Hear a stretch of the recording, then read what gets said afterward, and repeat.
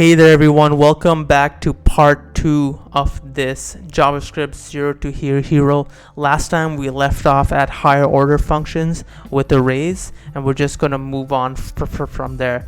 Next we have function closures, which is really cool. So let's I'll show you how it is. So let's declare a function. We want to declare a function of sum, but we kind of want to make it flexible in a way, and this is a really cool trick where you, like, let's say you want to add two numbers, right? So you pass your first number here, and then what you do is you actually return another function. Oh wow, you can return functions within the functions. That's pretty cool. Yeah, I know that is pretty cool. And then you pass in your second variable here, and then you finally add them both together, and you return that sum. And let me show you how to use it. So let's say you want to make a function where you want to add to 3. So we just make a function add to 3, and it equals to the sum function, and we pass in 3 over here.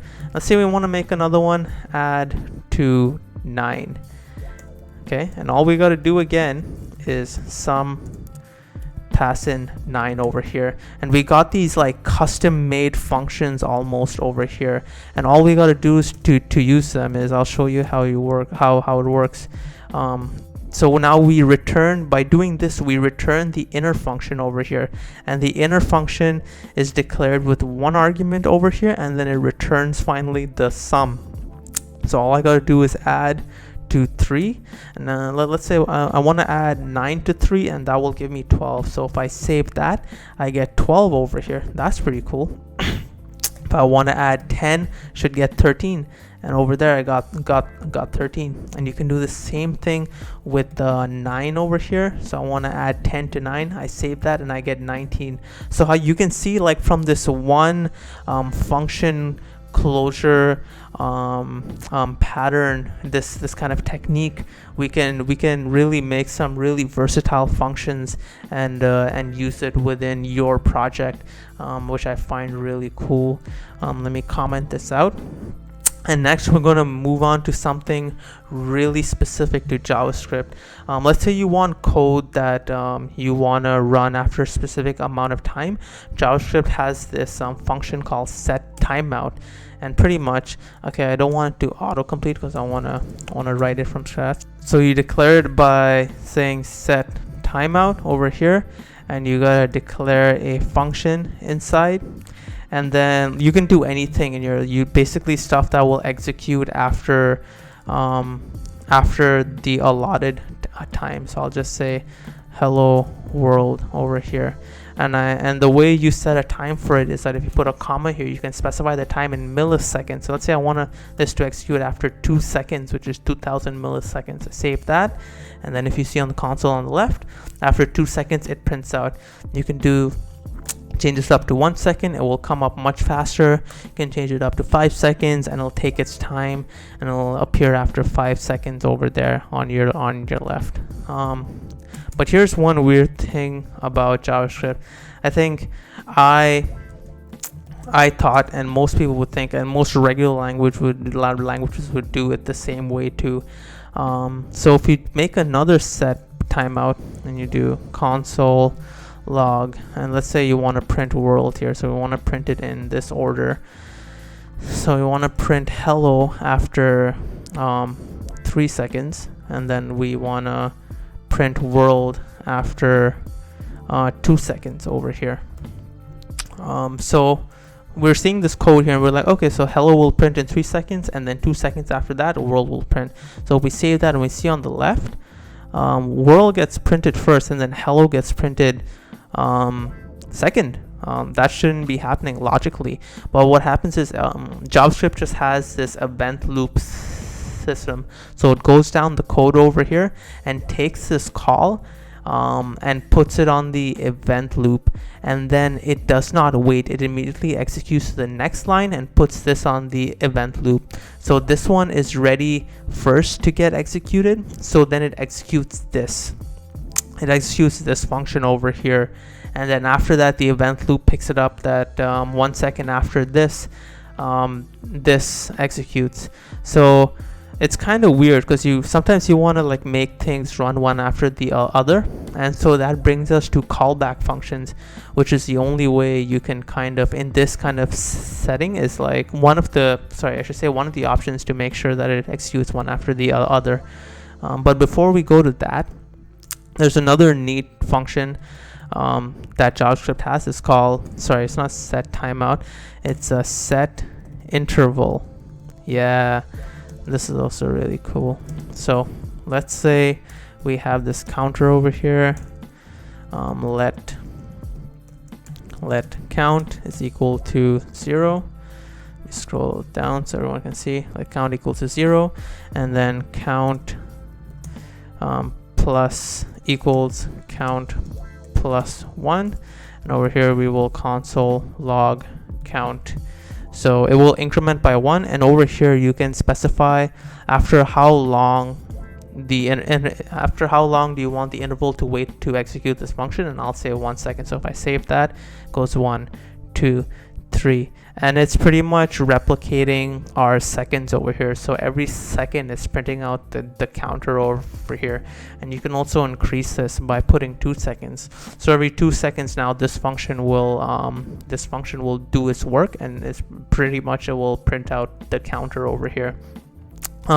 Another shortcut that you can do is, instead of writing this whole thing, you can do count plus plus, save that, and then count will do the same thing that it was doing in the previous way.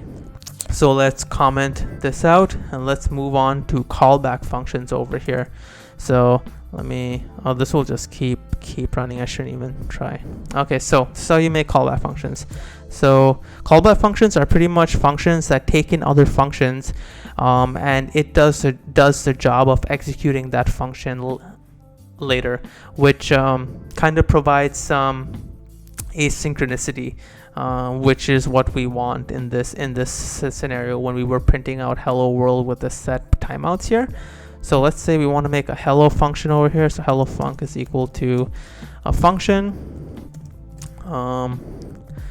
and this will have a set timeout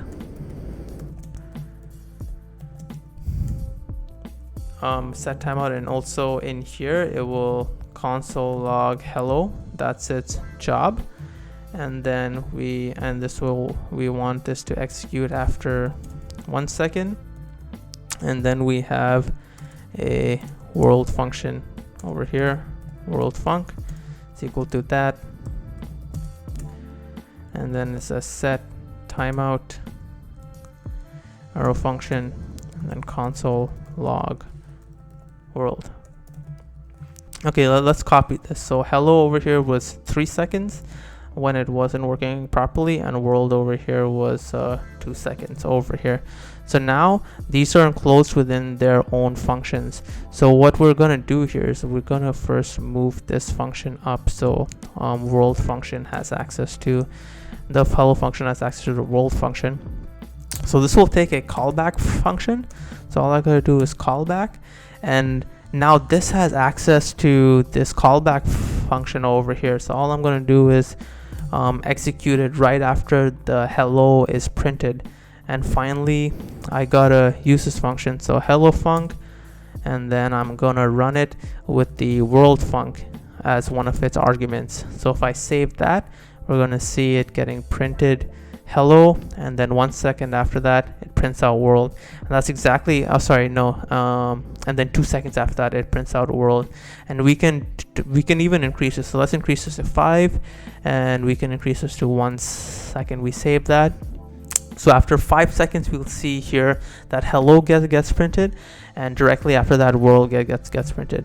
And this is how you do callback functions. So pretty much we're passing in a function to hello func, and now this has access to the world function. So then in the set timeout, it just calls the callback function when you deem appropriate, really. And that's how you use callback functions. Another way to do asynchronicity is through async await and promises, and this is more of an advanced topic in my opinion, but it's really useful to know. Asynchronous functions are totally different from regular functions, so they get declared differently. So this is how you declare it. So we'll do the same thing. Hello func is equal to an async function, and to declare it, you gotta write async, and then the function declaration with the rounded brackets, and then we do the arrow functions over here. So the only difference is we declare it with async in the beginning, and all you want to do here is return a new promise, and the promise has a resolve and reject components inside it. Yeah, so inside here, let's just copy this hello func over here. So we'll copy this stuff, put that in over here, and then remove all that commenting. Okay. And now to signal to this promise that this has successfully been executed, we gotta run the resolve function over here, and we can pass anything into the resolve function, but for this case we don't need to. This is just to indicate to the promise that hey, it's ready. And we'll do the same thing for the world function. So world func is equal to async, and over here we're just going to return a new promise again, and it's going to be a resolve and reject over here. Cool. And then inside here we'll do another setTimeout,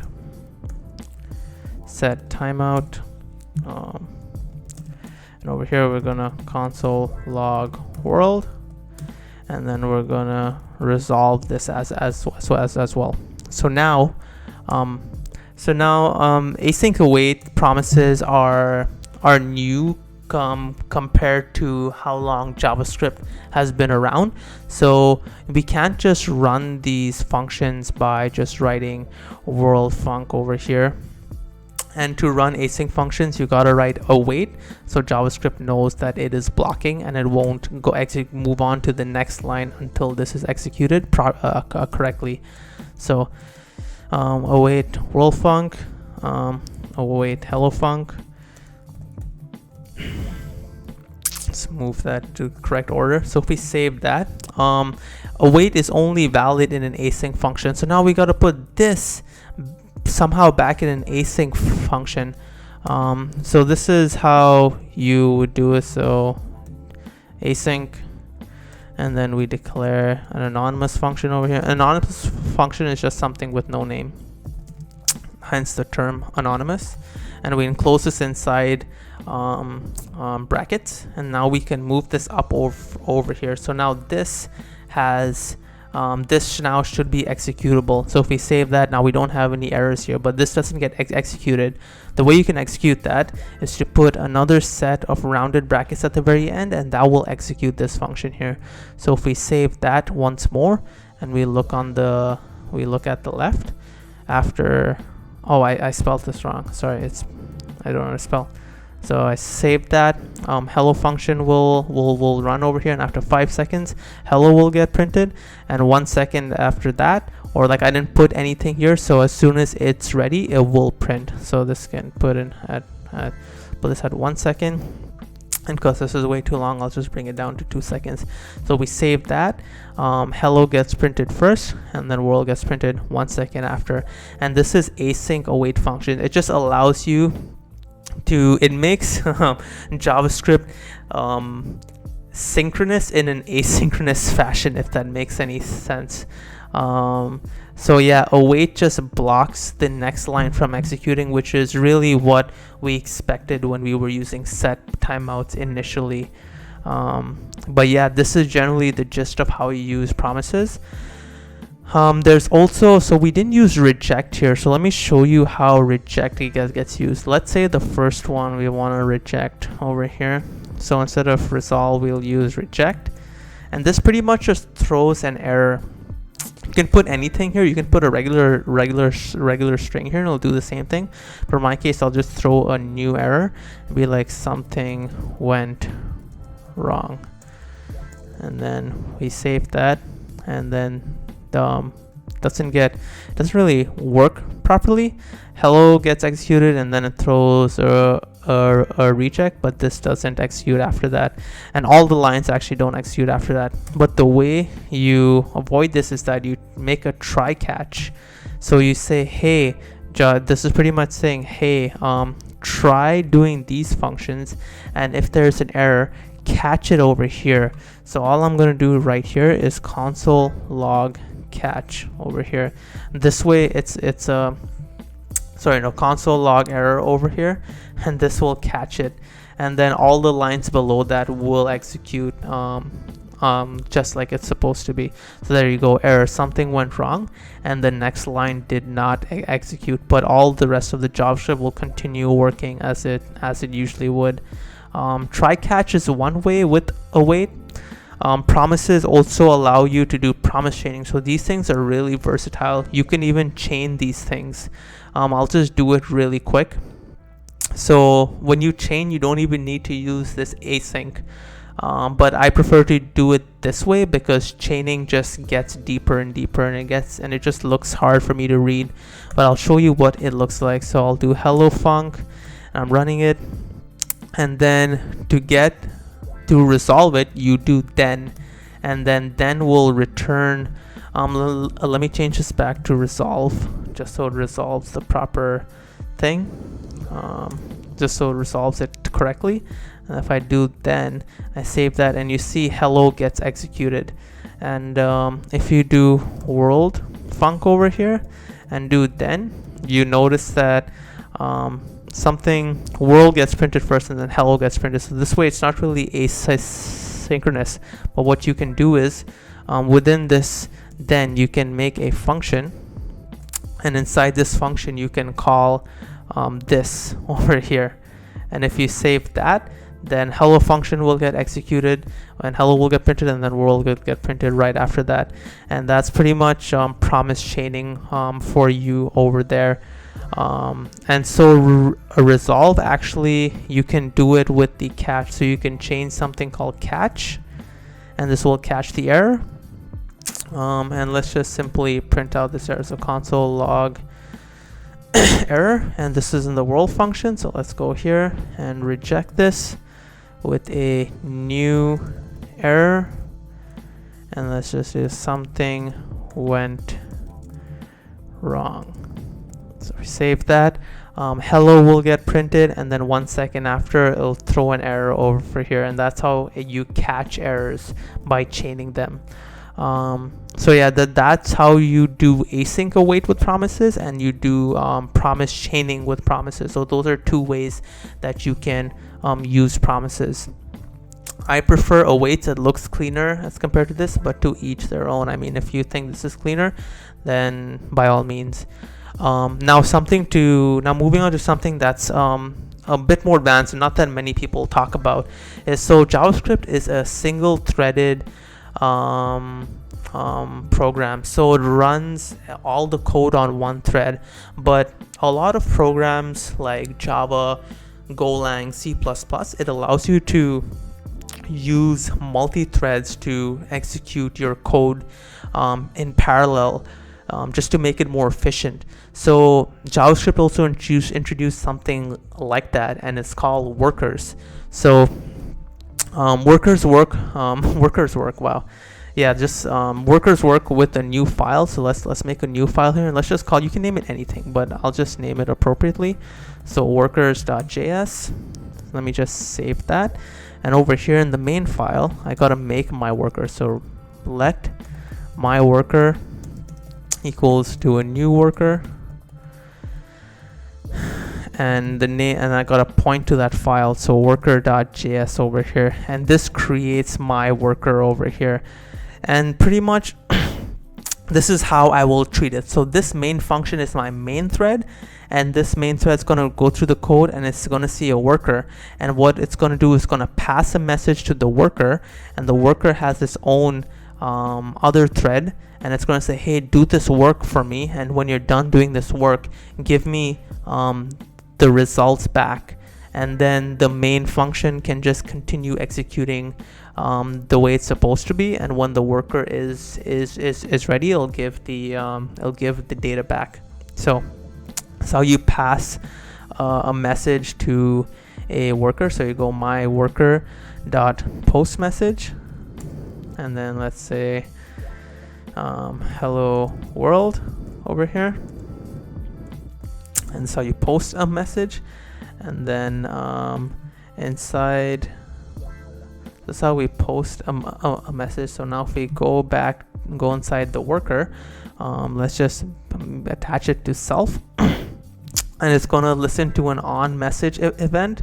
So on message event, which is equal to e, which is an event. It's going to be a function, and inside here I'm just going to say console log message was received.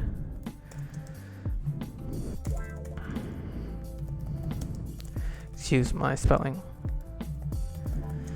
A message was received with payload $e over here, $e over here, and over here it's gonna do a bunch of processing. I'm not gonna, this where you just do a bunch of work that you want to do on another a thread. And then over here, let's just return a message when it's done. So self.post message, it'll send a message back saying done work. And now when the main thread is ready, all it has to do is my work.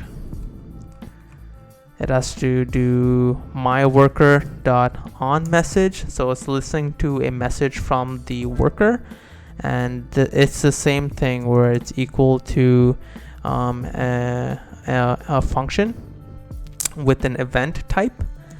And inside here I'm just going to do console log message received, or message received, result is, and then $e dot data over here. And if we save that, so worker JS is not available. Oh, this is workers. So let me rename this to worker. Save that.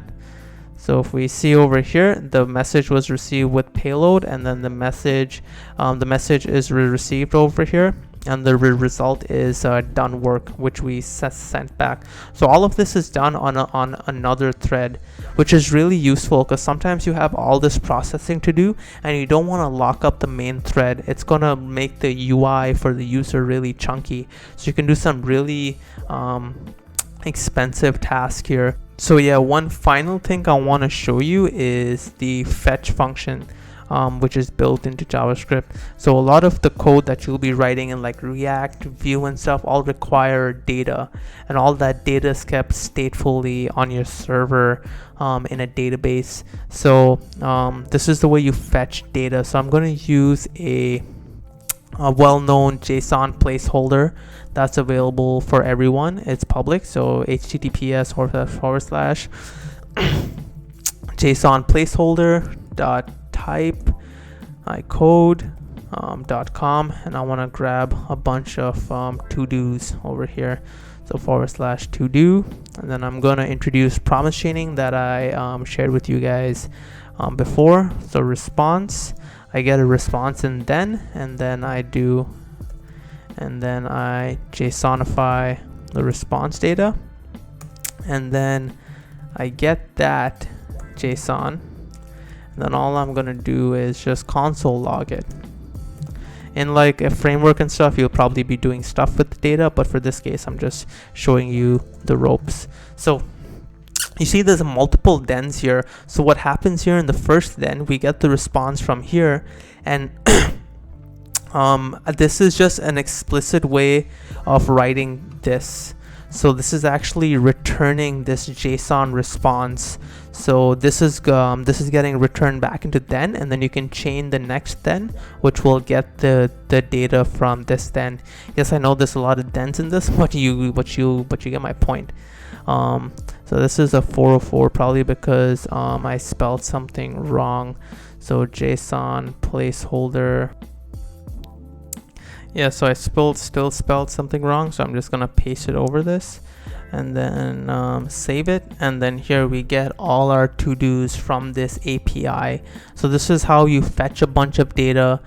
You can use the fetch API and do a bunch of other stuff like making post requests, put requests, so on and so forth.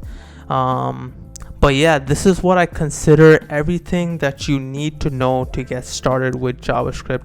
I firmly believe that if you know this, you're on a good track for learning. Because all you got to do is know this and do projects, because then you're going to come across problems that are very unique to the project, and that will just help you solidify your JavaScript knowledge even more. But thank you for sticking around for this JavaScript tutorial. If you like this video, please leave a like, leave a comment about what you think or what I should do next in the next video.